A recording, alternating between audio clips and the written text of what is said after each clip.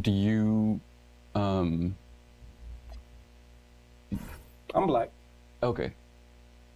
As you know, I never had a beard my whole career, and I started growing one recently. And I've been told a lot of things, try this, try that, but it's only one thing that's been helping me. As you see, it come in so smoothly and healthy.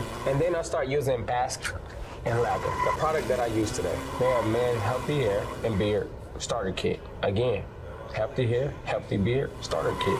Anything you're thinking, I'm answering. I'm telling you right now. You're just trying to find a way not to get better, then that's your problem. You want to come over to the side where we at, nothing but straight 4.5s. Get with us. Explore viral bestsellers and products of healthier hair of all types from Basque and Lather. Go to basqueandleatherco.com and use code Marco for 20% off. That's 20% off at basqueandleatherco.com. Code Marco. Yep. Here's.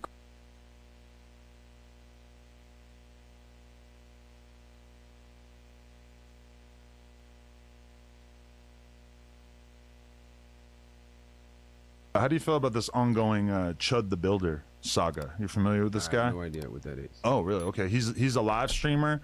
I guess I should just show you his face so you really get an idea of what I'm talking about. But he's a live streamer who's basically built a career off of basically like going out and live streaming.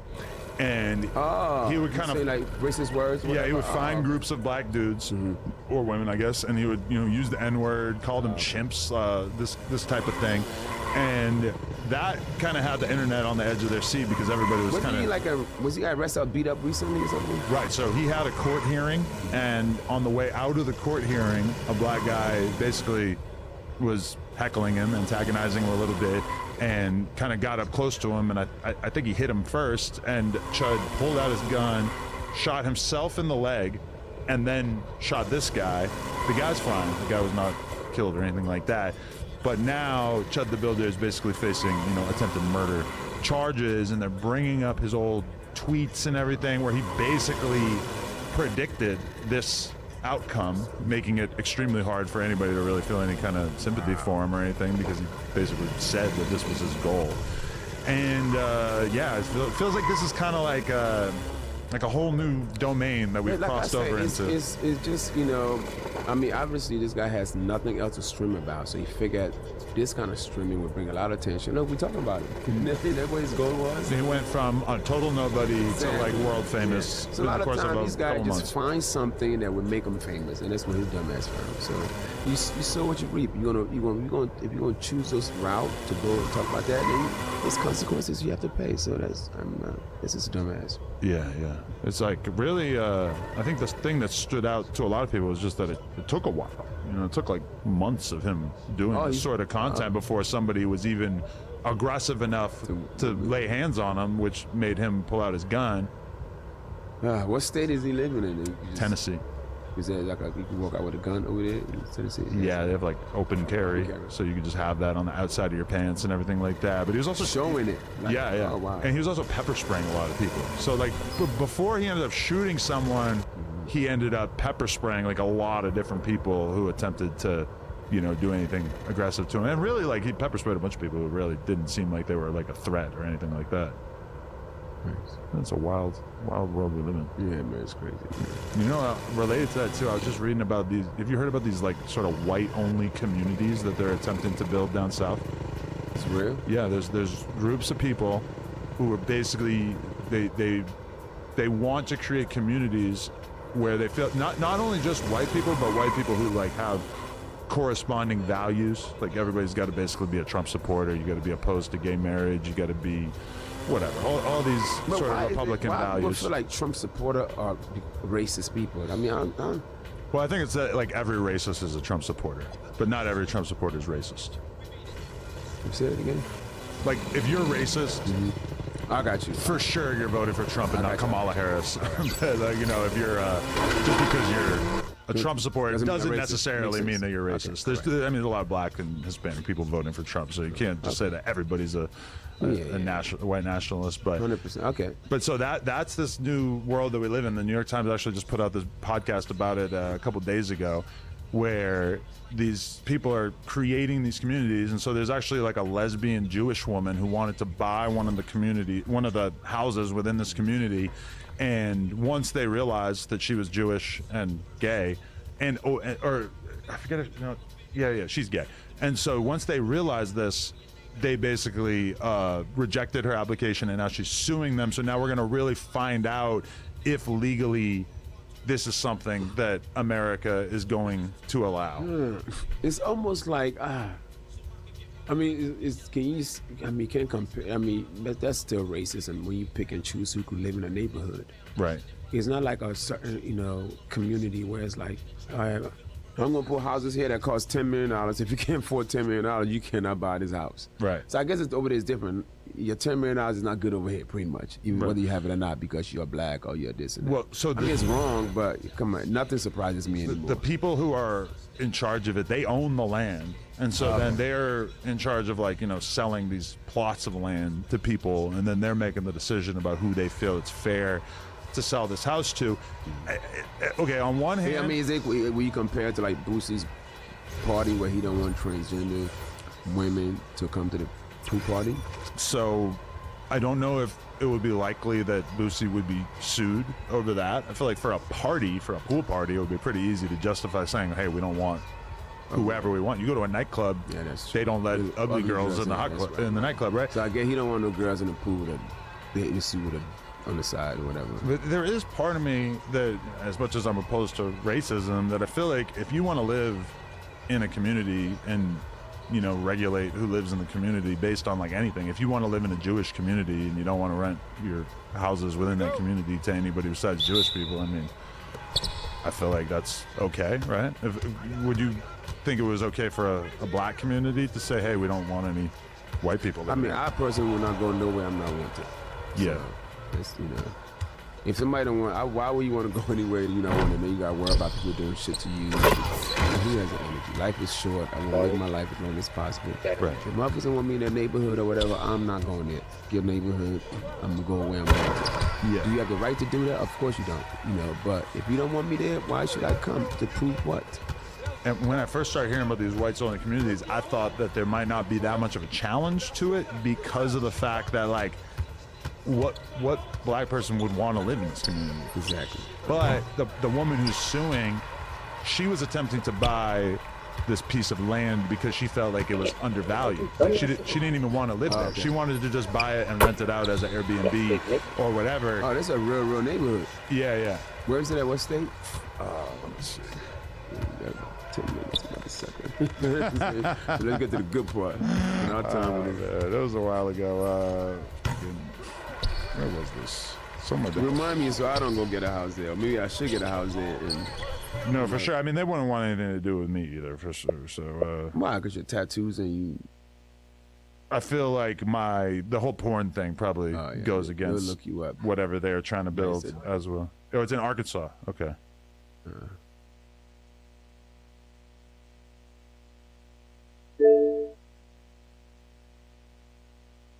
There's a dude who works for No Jumper who is from Liberia originally. real? His name is Poetic Flacco. You ever heard of him? No.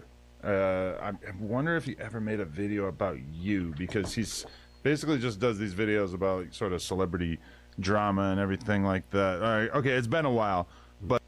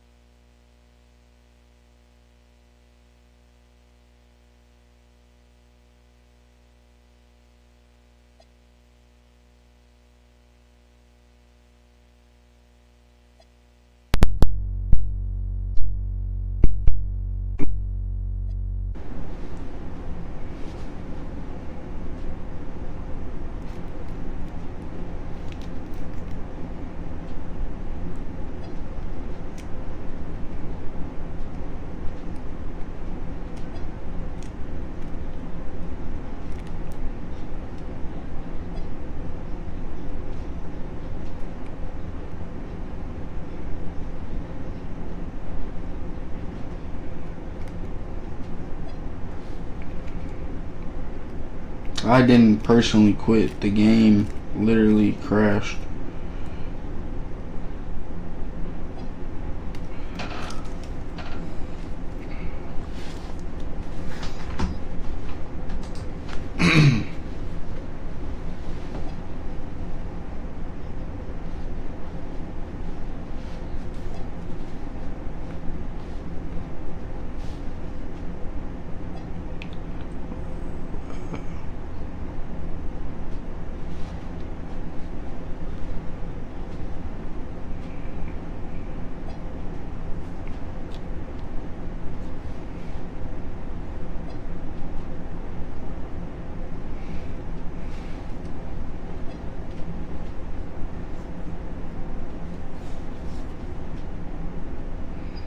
Thank you, bro.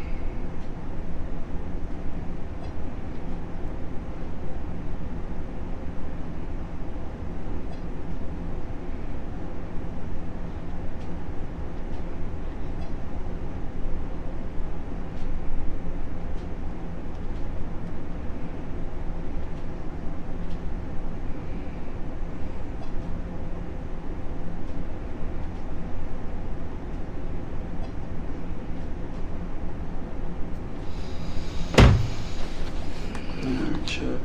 Let's run this shit back. But yeah, 4 years ago he made a video called Michael Blackson and Cat Williams beef publicly over MLK.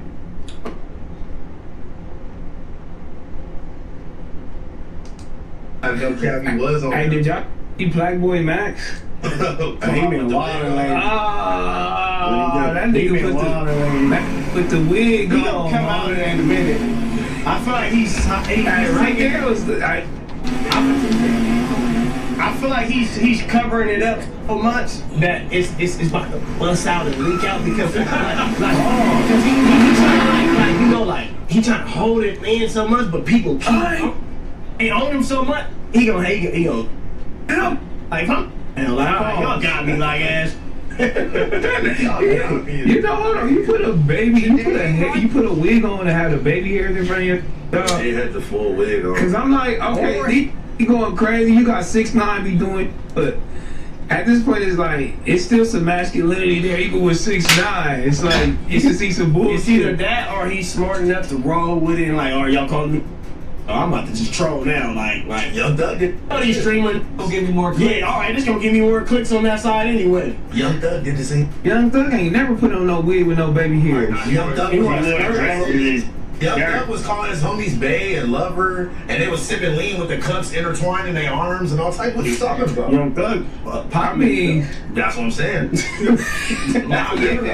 Young Thug might pop. I remember when he came out here tripping on the game and was driving around. I'm like, oh, he on that? I'm like, oh, he on that. Nah, for sure, he was. He was pulling up on the club. I'm like, oh, damn. I'm like, all right. What you looking for? The picture of the gun? Oh, no.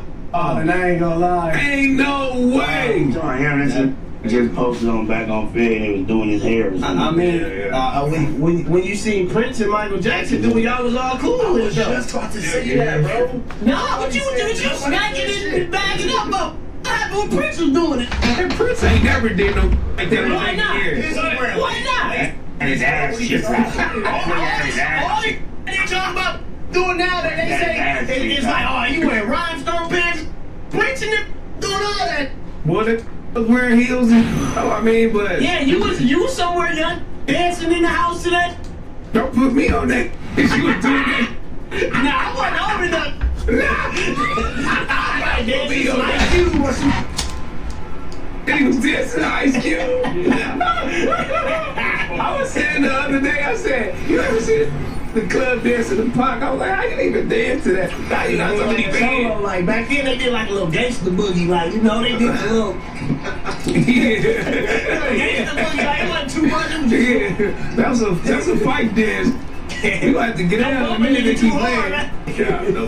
Yeah, Prince and Mike Jack did that. Mike Jack did have on wigs, huh? I don't know. At a certain time in his life, he had on a wig, baby dog. hair slicked down. little, you know. Look, at this point, I feel like they all just doing the same. They just all just trying to just look different to get people to talk about it. I mean, I posted it earlier. I posted like they looking different though. I mean, bro, look. Yeah, to some, I mean, but you wouldn't expect to do that. him to do that. What do you mean? Man, you ain't expected to throw on a big long You ass wouldn't curly expect him weave. to do that? He just got diva tatted on him. Yeah. That's crazy, pause. I guess That's crazy. He cool dude doing it. He's just in his own world doing it. But if you said you wouldn't expect him to do it, I probably expect him to do it. He cool though. That's him. He seems like he cool though. I wouldn't do it. Look how he moved it. Yeah, that's one of them. Like I'm comfortable with myself, so this doesn't really bother me. No cap, but if you walked out with a wig on, what the? I'll be stripping. I can't do it. I wouldn't do it. You know what I'm saying? But like, So he walking so good. You really want to cut it, bro? I'm a big man. I ain't want to get open. And through like Get him opportunities like that. Get open. he ain't my boy. He ain't my boy. I thought he was a cool. But that ain't my boy. My boy, I can tell him like, bro, you don't successful. Like, you going a little. So you gonna judge when he came out like that? Hell yeah. Bring back Shane. You don't get to pull that one off. back in time if I got out the house with some bullshit. That zesty picture. But that's the thing. I didn't have to. The homies was gonna push up. But see, the picture I seen was like, and then he said something, I'm like, well, you got that. You know what I'm saying? But I ain't about to make no scene over no picture, like, you know what I'm saying? Okay, wait. So my question is, As long as you don't touch me or do nothing, hey, you got it. Ralphie, you touch me though. now it's like, all right, they back up. Like, you know what I'm saying? Like, would you not go on stream and he said, yo, pull up, we doing the Sting team in the booth, and you got the wig on. I'm gonna be like, you know some sense. And what if he be like, I got my sneak? Like, I did it. I'm sure I'm on that too. Yeah, not me. Alright, you ain't gotta be on it though, but this me. Yeah, all right, butt man. You know what I'm saying? Get out of there. Man, I gotta keep saying. That is hilarious, dog. it's like if somebody on that time is like, all right, you do that over there. Like, but don't, you know what I'm saying? Don't try to convince me to be cool with what you doing. Yeah. Like, that's the world we living in though. Like, they be trying to convince people to do the same. You know, it's like, nah, I'm cool with that. So, because in your career, you ain't really never felt a time where you feel like I gotta be kind of different in a way, because I am already different. I woke up different. There's a million ways to be different. You ain't got to go dancing. you ain't gotta put on the wig. Yeah, no wig. It's we ain't wigging it. It's other the young rappers that's going even crazier. This is one he wear the nails. Oh! Girl, he be having this. Yeah, we was cutting in the middle. Nigga didn't want to hear the nigga, cuz. What happened? Nah, that was me. That was my fault. That was me. I was trying to. Oh, it's cool. But as soon as you showed me a picture, I would have been like, yeah, no, Sirski. I'm cool. Because let me tell you why I'm gonna say I'm cool. And it's like, it has nothing to do with the person. It's more of like, when you do that and you got fans and they're young, they're not looking at he's just being him. They're looking and they're seeing and they're imitating. So when you got these young imitating, now they painting their nails, but you talking about I'm masculine still, but like this young, I don't know what he doing. He just painting his nails, like he don't get it that he's being there like you. And to me, like you went too far. Oh my God. Yeah, this is the tongue out. Like I'm cool. Hey, Sinner. You had that, bro, but that was me. I shouldn't have took that damn ass shot. But you had that. Once you start doing something that that challenges your character, it's like. But what if that's his character? Y'all know, but y'all know the center shooting 70% from the three, cuz. Like Sexy Red, that was crazy. And see, these type of, they hang around 50. Oh, I don't hit that motherfucker. Rush. Like, okay, you with it. Beef in the night, nigga. You know, school hang around with. That's a fact. They won. That's what I'm saying. Because they won. I genuinely just feel like this is all just like the second coming of a Young Thug, of a Lil Uzi, of a. I wouldn't give him this shot. You just said the same thing about Young Thug. That was he did it. It doesn't take it. Look, he shot. He was on that nigga. He owns that. That's delicious. Like, you know what I'm saying? If you own that, and you own that when you do what you're doing, you stand on what you're doing. And if like pride you on what you're doing, then hey, you got all means to be on some time. My 2, 2, 3 real quick. Yeah. I'm just really. Yeah, for sure. I know one. I do too. Hey, right now. You know what I'm saying? It's Tony, man. How y'all know? I know. You squad with him?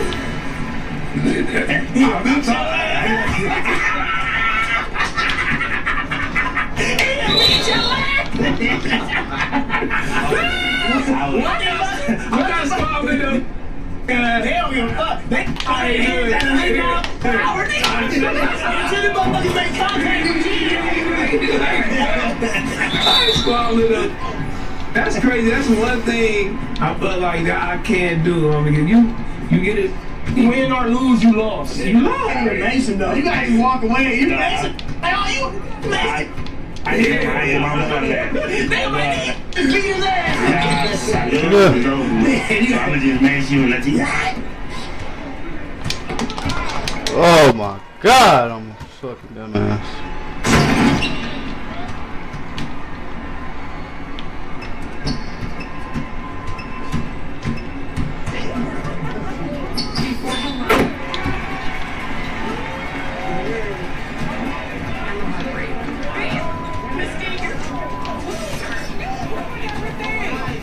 This is the story.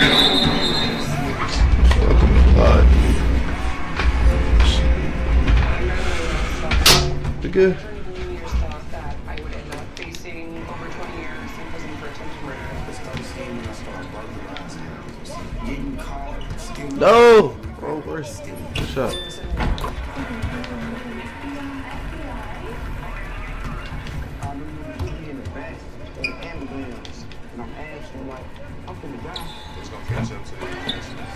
There's blood everywhere, like all over the wall, like all over the ground.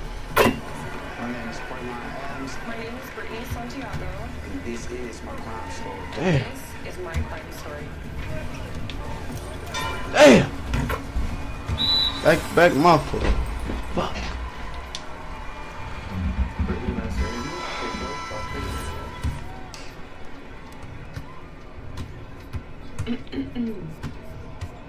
Okay.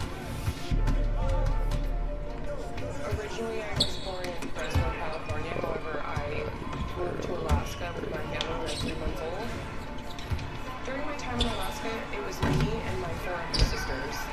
And my 3 younger sisters, Nicole, Alex, and Kayla. I was taken away from my biological father when I was very young. My mother said that she didn't see him fit to be a parent. Life with her was hard. My mom and my stepfather were drinking all the time. We never had any money. They started doing drugs. We lost our place. And eventually my stepfather was like, okay, it's time for us to leave Alaska. We hopped on an airplane, and the next thing I know, the next day we were in Las Vegas. My stepfather put us in a hotel on Fremont. My parents were suffering from addiction and alcoholism, so by the time I was 12 years old, I was taking care of all of my sisters. My parents' addiction was at their lowest. They started stealing from their children. I remember a time where they were taking my coin collection to the bar to get drinks. Baby, you remember what I told you? I remember when you came home that it was gone. Yeah. It was the first time I truly felt hopeless. And so eventually I just ran away.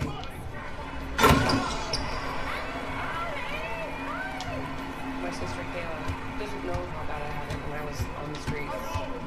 This is Fremont. Drug addicts, kids, prostitutes. And I ended up like on these streets. I remember her being there one day, and all of a sudden she was gone, and nobody would tell me why. We were gone for a while, and I was confused. I was like, Brittany's gone, it's Brittany abandoned me. Brittany didn't care about me and Nikki and Alex, you know, like she didn't care about her little sisters. My mindset was like, I feel unwanted, I feel unloved. And I feel like if I leave, no one's gonna notice me, I'm gone. And I did not know that. this girl. She was like 18 years old. She was like, hey, what's up?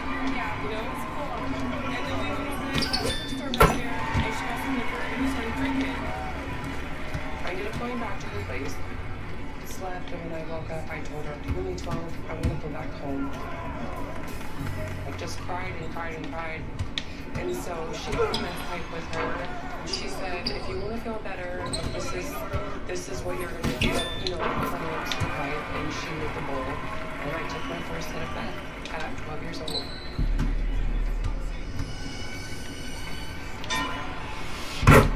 A lot of times when we come across kids becoming involved in narcotics activity is because they generally had a bad home life. And so that's how they get away from that. The problem was going out on the streets of the earth. In the beginning, I was like, let me just smoke this because like, I miss my family and I don't know what to do. Then when my body became dependent upon the drug, it changed. I ended up living on the streets in Los Angeles. That's when I met Shalonda. Nigga, stop cutting, bro. What are you mad? These free buckets and shit. Fucking trash. When someone that young Yeah. gets to the point where they're seeking solace and friendship with people that Oh, that's good. and then the next thing you know, Shit. people crying and partaking in whatever kind of criminal activity that is associated with this group of people. Shalonda taught me how to cook up crack, taught me how to bag drugs. And that's what I did for a really long time. I sold drugs. Wherever he told me to go, I went. I was walking, I'd have the rocks under my tongue. Because you have to swallow that, you pulled over. And I would walk on, I would walk on this side of the street. Serving. Boop, boop, boop. It was wild. Like, this is where everything I can't see 12. Yeah, but y'all wasn't. It's not like y'all wasn't the beater, but it's like those vlogs. You know what I'm saying? Those Insta stories, the motherfucking. You know what I'm saying? Like, come on, that's what I'm saying. Like, them vlogs. The people you mentioning wasn't even really in them vlogs though. Like if you want the music videos, vlogs, you'll see people. Yeah, I shot out the video. They was in there. Them vlogs was in that motherfucking. Towards the end, for sure. Yeah, towards the end, they was in there. You feel me? Like they was hanging around. It was. I'm doing some point in time where it was Ralphie, OTM, and Rumble all doing the same thing, pushing the same. So now it has the opportunity for some crazy. So it's that. Because I feel like So if OTM it never really met never happened. That's crazy. I don't think they ever met him. They haven't. They said they never met, bro. Like when I met Rambo, I was like, even when Rambo still wasn't, when he didn't sign with Draco, Yeah. I was still sending songs to like, he was on Penny Pincher, he was on Skylar Diggins, he was on like random songs. So like I was still sending songs to him. And then they started beefing it. I was like, oh man, shout out OTM. They wasn't around when y'all shot like the Power Rank the Kisses video? Damn, okay. Alright, okay. So when you like look at the timestamps, like you can really just go back to the video and look at timestamps. Like, Yeah. if you just pay attention. So that never really happened. You feel me though? There's some great can come out of this. Exactly. Yeah, fact. There's some great stuff that can actually come out of this. Now, as the leader, how do you do that? I be trying to tell people I'm not no leader. Bro. Man, Like, come on. No. Yes, you When I are. say a leader, like I mean like I can lead, but I'm not the person that like I didn't sign up to be no leader. Like when did somebody say Ralphie's the one that's like, ooh, he's the I just kept doing the same. I've When been bro doing wasn't here no dropping more, music. it comes down. It's a pecking order. And whether you like it or not, the pecking order, you're next in line. Yeah, exactly. It's nothing you can do. Look, You the general. For sure. whoever is doing what they supposed to do is the control of their own destiny. Yeah. For sure. 100%. For sure. I can be like, T-Rail, get in the studio, record, whoop you smack, go do this. But like, You know what I'm saying? That doesn't shape or change your destiny. No, it does not though. But you can still the water. You can make them drink it. But we talking about have a million listeners. We don't need the motivation for them to rap. We just need the camaraderie to be stronger. I'm not nobody's boss. Because if I was somebody's boss or somebody's leader, when I say something, you should listen. None of it happened. We wouldn't be dealing with this if I was that. This has never been that. I mean, but you can't. It's like Thanksgiving. You know what I'm saying? Come through. It's a family gathering today. It's the same thing with Draco. Draco didn't invite. Like Draco did everything. That's why I be confused on how people be looking at certain. Because Draco was damn near by himself in the studio half the time he was in the studio. Like he barely even, he didn't want to record with 15, 20 in the studio. When he go to the studio, he punches some songs like, and if you there and he actually put you, he might let you hop on the song. But he might record all them motherfuckers back to back. 10 songs. By itself. By itself. Shame on you. You know what I'm saying? So it's like, I never really like, you know. Because you feel like people putting that pressure on you. And you can't put pressure on me, you know what I'm saying? I'm gonna turn it to diamond, you know what I'm saying? It is what it is. Like, you know, people just, they assume you're supposed to do things how they was doing in their head, but like, they're not in a position to do these things. I mean, but you find it easy to record with yourself just so you could, like, maybe say, because you be saying funny sometimes in your songs. Let me tell you why it's easier to record by myself. Because when I record by myself, I already wrote the song. Oh my God. So when I go to the studio, this is not like a kick it party session. This is like, I'm about to go in here, get this work done, and I'm about to go home. But when you record with people, it turns into like we in here chilling. Oh, open the gate, buzz the gate for the homie. Oh, buzz the gate for the homie. Oh, let the homie in. Or like, bro, I'm trying to record, bro. Like, I ain't trying to be yelling and screaming in the background, engineer getting stressed out. Like, no, I want this process to be the smoothest and easiest, funnest, most natural process that you can do. Not know, like, I don't want to feel like it's a party. Some sessions is cool when it's a party. You know what I'm saying? It's like, okay, we get here vibing. This person hop on this song, this person hop on that song. But sometimes every song ain't meant for everybody. Nah, that's facts. Especially when you paying your money for the session. Right. Like that, you don't want to be. You don't want to waste that. Wasting time, wasting money. Hell no. Hey, do you feel like you be left off on, you know, when people be talking about hip hop and where it's going or who's the hottest and all that? Let me tell you why like, in real life, my life is like better than. So I don't care. Like, you know, like every time I look in the mirror, I'm like, damn, you was doing it. Like, damn, homie, you gonna be great. Hey, you gonna be a trillionaire one day. Like, we worry about who got the clout. I'm gonna be like, I'm a million up. We worry about clout. You know, I always say that. I'm like, do you be mad leaving you off a list or certain little things? And he was like, you look at my house, boy. No cat. We in this motherfucker right now. I used to be back outside. I used to be kind of like, you know, like, damn, they really be trying to discredit, but every time I think about it, like, damn, they just sank Draco, so I can't even be mad. Like, Draco was hotter than me, hotter than a lot of. They did the same. Yeah. Do you think it's like a West Coast music bias in general, or do you feel that it's more? It's in the business. Every blog, every label is connected with every blog. So I feel like, why would we push something that's not really connected to what's connected? In that little way. It's like you pushing this, but it don't come back in full circle because it's like, you know, you pushing somebody that's on the outside of the box. Nah, that's a fact. I feel like when he's saying like, as long as you just worry about yourself, everybody else thinking you pushing, doing what you gotta do, you gonna make it. I'm like, all that worry about, what about GG? You worry about them speaking on you, and I'm doing me. All I worry about is my community, which is the Sting Team fans, and just like, long as I know I can go hang out and pull up, and my fans gonna pull up, and we can all smoke blunts together and just do normal. Like, that separates me from a lot of people. Like, a lot of they fans only see them when it's time to perform, and when they see them, they perform and they get off stage, hop in the car, and leave. Nah, you can just pull up at a random ass store and catch Ralph and be like, let me get a picture. Like, and I'm like, oh, gang, you know what I'm saying? I mean, doesn't that take like the mystique and, you know what I mean? No, that builds an extra fan. Yeah. Well, you know, some of the mysterious. Yeah, that shit up. It's Rey Mysterio. I mean, but that's a good thing about this generation, though.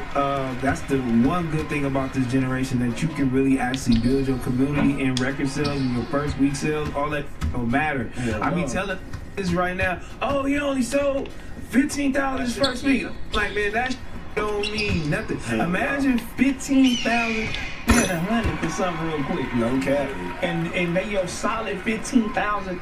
You feel me? Like, imagine. I was just for real. Imagine that would be overly good. You got 1,000 loyal fans. Lit. Good for life, damn man. That's willing to, you feel me? Willing to pay, willing to support you, willing to go out and know what's going on, bro. Like, man, come on. That's why they be stomping your community, your community, your community. Yeah. That's why I be on the same. Yeah, bro. No, that's all that.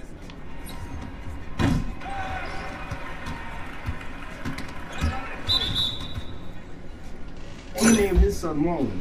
I named my son Sean. But when you have a next son, you want to name him after me? Why would I do that? Oh my God! Like why would I name my son after you? Memory. Bro, you don't see how it works? Hey, come here, no funny Mark.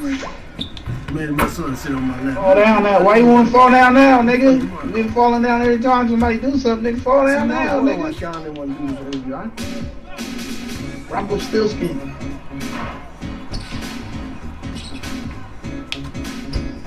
See you fall, nigga. See you fall. There you go. We going in right now? On your chin strap. Oh, yeah. And then what? Okay. What? Oh, we going in. So camera, we gonna go in.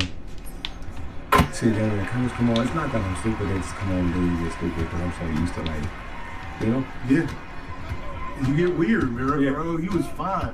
Had a regular conversation and now you some camera come on, you start doing weird. Because I'm camera shy. No way. Yeah, you are too. We like the same person. No, we are. No, I'm just saying, but we are. We're here with the one and only Marlon. You've been famous all your life. Not all. I've been famous since I was 19, but I really was famous when I was 12 because my brothers was famous. And so, yeah, they little brother, so I've been around it a long time. This is just for me too. I like to ask questions for me, and if you're watching and you want to know the cool or not, I don't care. The one, the Rankin Brothers, the show, how did that show come about? Because it was hard for people to get shows. You know, I don't know, man. God, manifestation. You get since we was little. Me and Sean used to sit in our twin bed, watch I Love Lucy, The Honeymooners, watch Abbott and Costello. We always said one day when we get our show, we never was like, if we get our own TV show. Imagine a 5 and 6 year old. Who made the call? What's the story? What we gonna do? Huh? What's the call? How did y'all get the call? Did y'all have the picture? Did y'all shoot one and then go to networks? What happened was Tina left the Living Color and Living Color died. Sean and I were broke because we had like $700, $800 in the bank. And Sean would make money on the road. And so I started writing Wayans Brothers, and then Sean came in the room because he was depressed after the Living Color. And he came in the room and saw what I was writing. And he's like, stupid, you're writing exterior inside. So he worked with me and we started writing Wayans Brothers. And then he got a deal. He did a showcase and Warner Brothers signed him to a deal. And they said, what do you want to do? And he was like, me and my brother Marlon just want to do a TV show together. We always thought about it. It's called the Wayans Brothers. And they pitched him that idea. And then they loved me because I had more money come out. And then we got John Witherspoon, and that was history. Wow. Was it hard to get him? But then was he like, I ain't gonna work because y'all didn't have John on TV? Yeah, how much you pay me, bro. Yeah. Yo, John was easy. John was, because we know John since we did Partners in Crime with John, because we grew up in Hollywood. So he was in Hollywood Shuffle. John was in Partners in Crime. John was in a lot of stuff. So when we asked him to play our father, he was like, no problem, let's do it. And what was what would you say the description of that show was? Because it just seemed like that was you and that was him. What was the description? How do you tell Hollywood this is what we're doing? What was it? It's the story of two brothers trying to make it in New York City the legal way, but from a broke perspective. And it's a family show because my dad, owns this piece of property, and so we have they gave us a structure. We had John own the restaurant, Popsies, but then they put us with the newsstand, and that was somebody else's idea. But all we wanted was to show the dynamics between fathers and sons, and the dynamics between two black brothers. You know what I mean? You started Clock Block then. That's you actually started then. You want to admit it because you're a Clock Block on him. Ain't that crazy? He was pretty. Sean was pretty. I had the Clock Block. That was real life stuff because.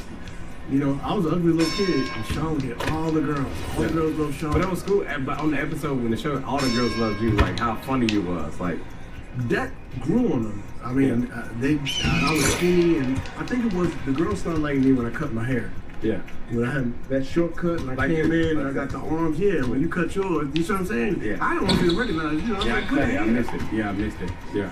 But it's cool. Yeah, I'm gonna go back. Yeah, I missed it. And I said it, look. And I say people, it's hard, if you got hair, it's hard to get roles. I feel like, how do you feel about Hollywood accepting roles? Like braids and afro, you can't name one actor with braids. That's like no, you're right. You get stereotyped or stereo cast. You ain't gonna see Denzel with cornrows. Never. You ever see Will Smith with cornrows? No. And that's what I like, bro. You can't name one actor. You just, like you said, you just get one. Wesley Snipes with plaits. Yeah. Never happen. You're gonna be leading man. You gotta be leading man. Cut it low. It's much better look. So you can wear anything and it'll look good in that hair. Yeah. You look professional. When you have the other hair, it's like no matter, even if you got this on, something bummy about it. Yep. See, and that's you telling the truth. It's true. What would you name your like the top 5 shows? Because you had the Jamie Foxx, Martin show, Yost, Wayne Brothers show. You have Fresh Prince. Like, what would be your top 5 in order? I wouldn't put mine in there. You have to. I can't put mine in there. You have to, because every time I got love people argue with people. All right, so look, give everyone Wayne's Brothers or Jamie Foxx show. Bye, Jamie. I love Jamie, but nah. You're talking about the show. It's my show. It's mine. Yeah. Me and my brother. If I get all right, okay, the Martin show or the Wayne Brothers? Damn, man, that's hard. Here's the thing. I'm gonna have to go with. I'm a fan of Martin. The Martin show. I'm a fan of Martin. Mm-hmm. Like I've always been somebody that really loves Martin's work, and I really, he inspired for me a lot of physical comedy, and his freedom and his expression on his show was brilliant. Love Martin makes me laugh. Mm-hmm. But if I pick Martin, then Marlon and Shawn Wayans ain't got no show. I got, you know what I'm saying? I can't pick Marty Marl. No, I love him, but I gotta pick Wayans Brothers because it's our show. It didn't feel like a show. It just felt like it was like the camera was rolling and that was y'all relationship. Like y'all, we found it every week. Yeah, and that's week because the first table reads was not that funny. But during the week, Sean like call the writers down all week long. We working it. Till Thursday, we get in front of cameras, and then it became Wayans Brothers, and then I would improvise a lot. So yeah, I'm gonna pick. Was y'all going against any shows at that time that was? Yeah, we was up against Friends. Yeah, how like that? But so what? Will Smith? What shows was you going? Okay, when we would go up against Friends, and Friends, they would demolish us in like most of the white cities. Mm-hmm. But in Atlanta, we crushed them. We would crush them in Atlanta. We crush them in Detroit. There were places, urban, that our numbers were stupid. But overall, they would crush us. Yeah. So do y'all own rights to that show now that it is over? Is there something to talk? We have our name. But that show is theirs. But I would do it. I think what I want to do, honestly, we never got a final episode. Yeah. And I want to do the Wayans Brothers final episode, but I want to do it as a movie. And that sounds crazy. Yeah, no. But that's another show I would reboot. I'll do Wayans Brothers now. Yeah, y'all got sons. You and him like grown now. And I'll put our real sons on it. Because he named his son Marlon. I named my son Sean. Wow. That's crazy. That would go. I named my sperm after his sperm, and he named his sperm after my. That's weird when you name your jizz after each other. But when you have a next son, you want to name him after me? Why would I do that? I mean, we could be friends and start being friends. Like, real now I feel like I'm one of them people, you meet me in person, you're like, oh, he really a cool dude. But you are cool, and then you get weird. Like, why would I name my son after you? memory. Bro, you don't see how that looked? It seemed like we fucked around, but we didn't. But it looked like it. But you can't tell somebody we didn't. You know, hey, come here, little funny Marco. Man, my son sit on my lap. Look, I named him Funny Marco. Yeah. You know what I'm saying? We got a lot of certain family. Weird. Yeah, we got a lot. Yeah. That makes sense. Yeah. All right, so look, I had a deep question. I hope it ain't as deep as that one. See, that's what I'm saying about you. You be like normal. I'm a Gemini. And then you get weird. I think you believe that shit? I think I'm a Gemini. I just feel like I'm. Like you do. I feel like you remind me of you.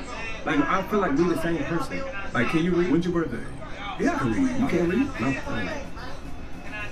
But anyways. But you can't read? I can't. It depends. I read a third grader.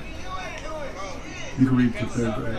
Yeah, I gotta read a third grader. Fourth grader, fifth grader. When you start to get to 10, yeah. I was college reading in the third grade. I was very smart. I could tell. Young, when I was young. Then I got dumb when I got older. See? It came up. Yeah.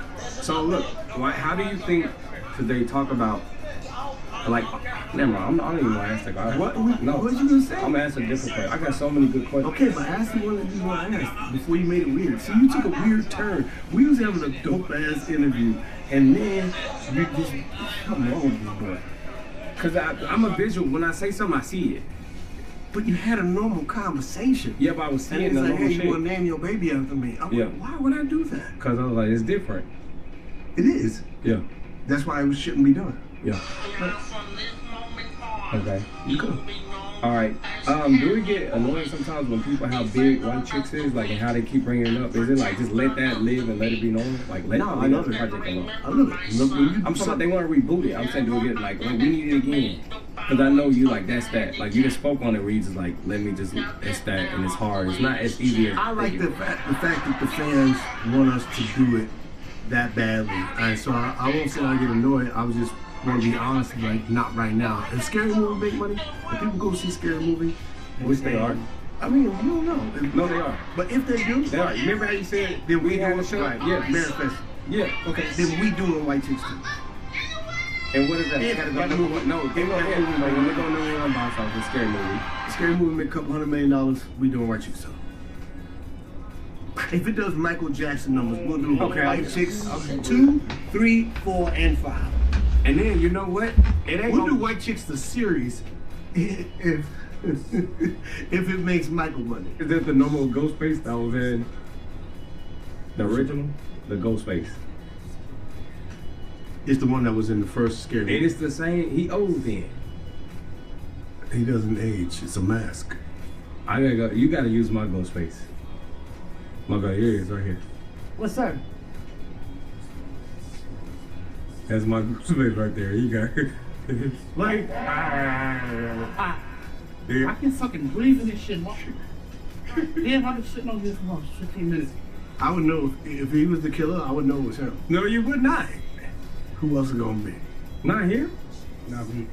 You know how small this mask look on your body? It looks so. You gotta see how small it is. I had a knife. I couldn't even bring. I was trying to take it already. And I can hear you breathing through the mask. Man, this is that. So this is. He wants to actually. It was fun. I was having. He's gonna join us. Yeah, but this is. But wait, what happened? Give me my shades. I need some. He's nice. No, you ain't put them on. I like looking at you. What? Can I get my shades? Yeah, you're gonna have one. Are you gonna say it the whole time? Man, that's a personal trainer. If you want to get your body right, he's the guy that'll get you right.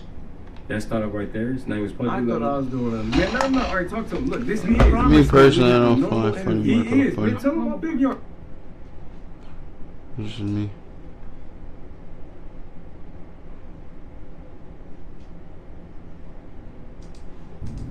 Oh man, just left the movies.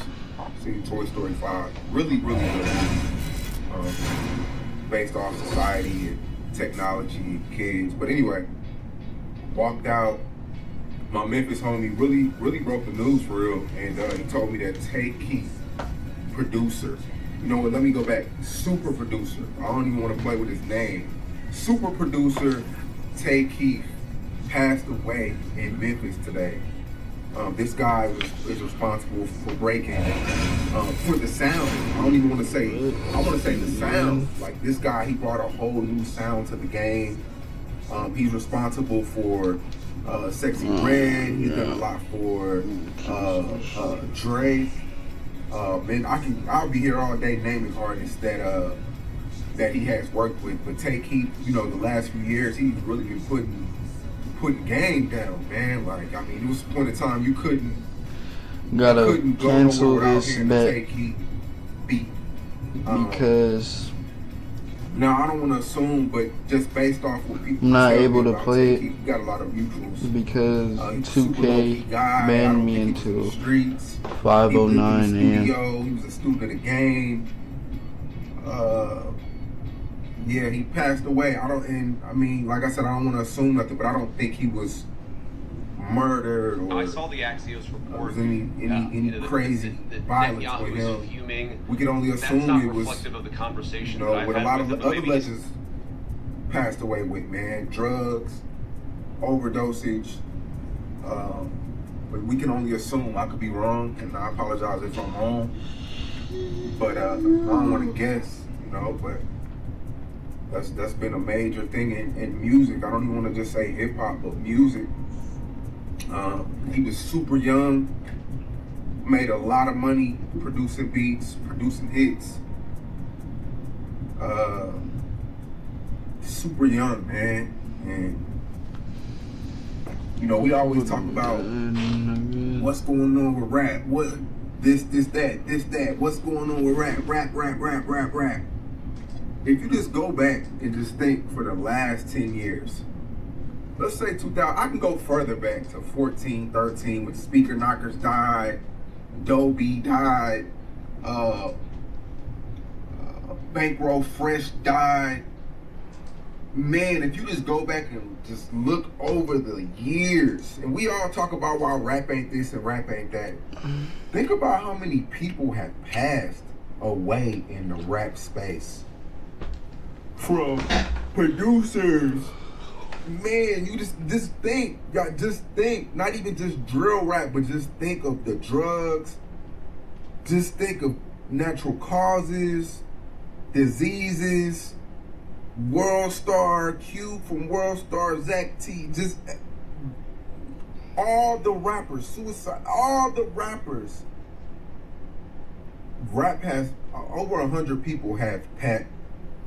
200 people have passed and went to jail in rap. So that's right there is a big piece of, we don't talk about it often, but just people dying in the rap space, man. Drugs, violence, diseases. I mean, and people can't fill these spots. Nipsey Hussle, like, people can't fill these spots. XXX, Juice WRLD. You know, XXX died 8 years ago today. Jimmy Wapo. Like, people, these are real once in a lifetime, you know, generational kids. Like, we act like, you know, when these people die, a new one can pop up. These are once in a lifetime people, talent. Like, oh man, Takeoff. I can really keep going. It's a long list of people who passed away. Oh man, I could really keep going. You name the city, and it's about 10, 15. Dolph. It's a lot of people who passed away in this rap space, man. It's not talked about enough. You know, I mean, but producer going too soon, and you know, I just want to let everybody know. And we don't know why he passed, so you know, forgive me for assuming. I'm just only assuming. I'm wrong for this. Don't fry me. But if you're going through anything, find somebody to talk to. You know, if it's harming yourself, if it's overdosing, if it's an addiction, if it's, you know, even street stuff, like find somebody to talk to. And, you know, that's why I was so open about my gambling situation, because it's like, us as black men, we feel like we gotta be stronger than everybody. And we can't open it up to people that consider weak, you know, in the black community, you know. You're told to shut up and dribble. You're told to shut up and you know, stay strong. But, you know, this is about anything. And I mean, oh man, Tanky, crazy situation.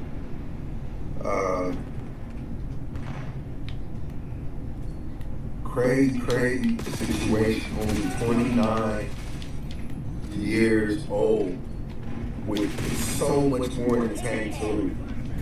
So much more than Tank. So many dreams he was chasing just to get bigger and bigger. You know, he's the Metro Boomin of this era. The Lex Luger, Metro Boomin, the Sunny Digitals, he was that.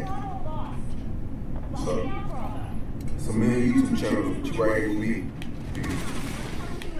How long you been having brown eyes? Huh? Think like Brian. Come on, nigga, we ain't doing this with my eyes and all that. I don't look at my eyes. No, it's like, I'm saying it's me. No, nigga, we're not doing that.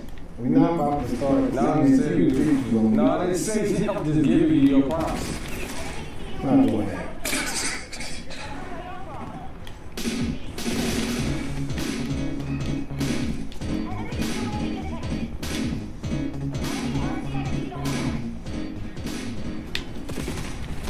Oh yeah, wait, you remember my tattoo I got you? You don't remember? You got a tattoo of me? Yes. Let me see. I told you, I showed you my tattoo of me. Let me see.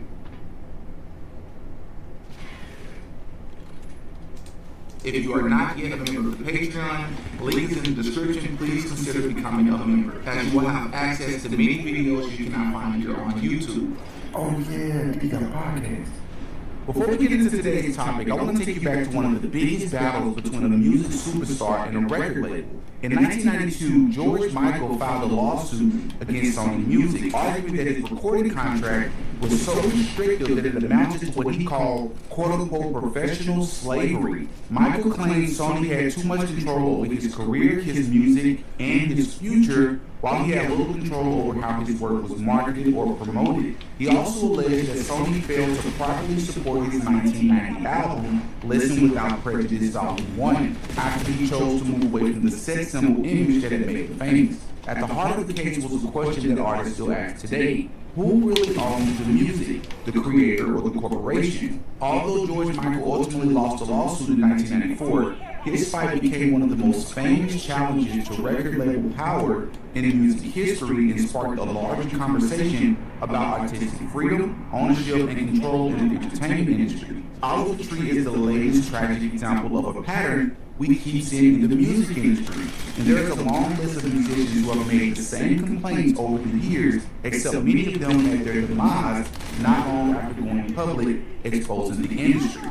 Welcome back to another episode of Didi Got a Podcast, and of course, I'm your host, Didi. I appreciate you all for tuning in as always. Please hit the like button on your way in, as it will help push the video into the algorithm. In today's episode, I want to talk about something that's not foreign to this channel at all, and that is Hollywood and the music industry.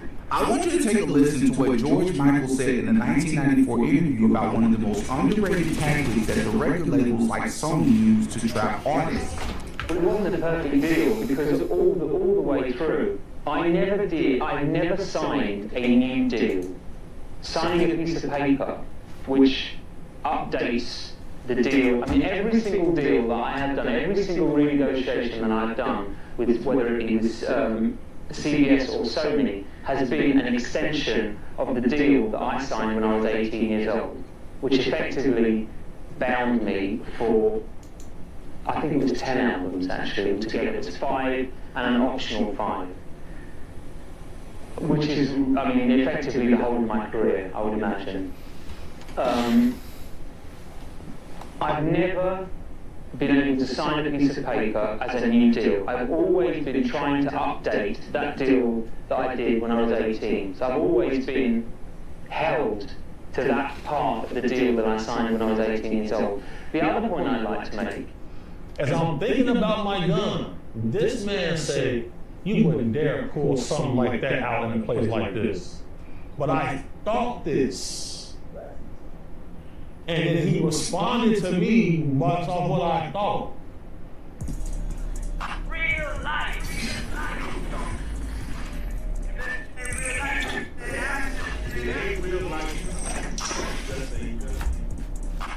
Real life street stars. Know what time it is.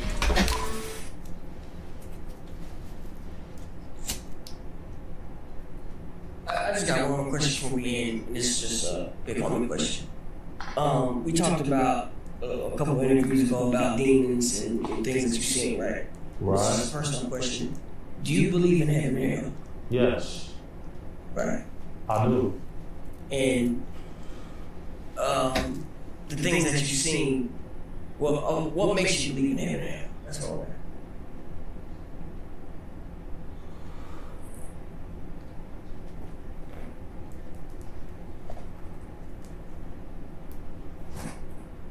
Okay.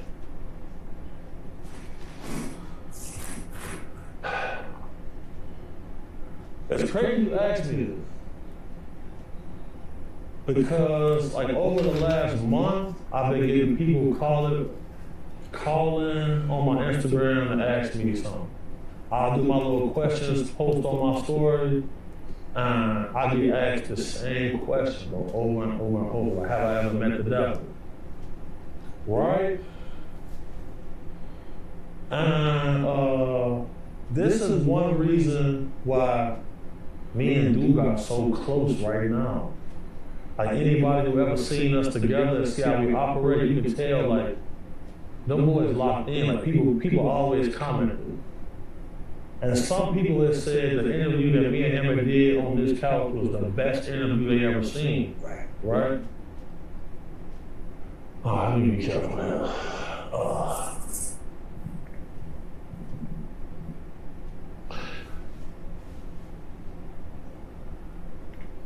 2017,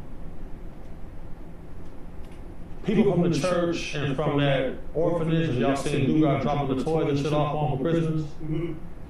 They called us up saying that they wanted help searching throughout the community, looking through abandoned houses. Because a little lady had got raped by a person and drugged into an abandoned house about a week before that. She's a member of the congregation. They called us to help them. Now, mind you, we loading up in church vans. It's just a bunch of little old ladies, a couple old deacon dudes. They going to search through abandoned houses. The first night we didn't go. But then somebody called and said, yeah, we went into a house and somebody was smoking crack and they slapped Deacon Meeks, they slapped Deacon Meeks, broke the glass. Oh, shit, right? Okay. Dugas said, Gordo, we gonna have to go help. I'm like, all right. We go to the liquor store, we get our drinks, and we follow them behind their church van in our own car. We're not really trying to go walk up in these dirty ass abandoned buildings, bro. You know what I'm saying? And then we know that the hype said they're getting wild at this time. You feel me? It's late at night, you know what you gonna see. We don't search through, you feel me? We don't find nobody, nothing like that, you feel me? We see a couple homeless guys in their sleep, etc., etc., etc. We ended up staying up the whole night. Because Dugas had to perform at this club called Red Diamond. He performed at the club, we stay up all night. We say, man, let's go get they paid him some money, so we like, man, Gordo, let's go get a room downtown. I'm gonna get 2 rooms, and we just kick it downtown for the weekend. We at the Dana Hotel, 660 North State Street. We walk into the hotel, they say we can't check in for another hour. Cool, we go down to the bar, we just do and sipping. I used to wear a cross chain. I used to wear a silver cross chain every day.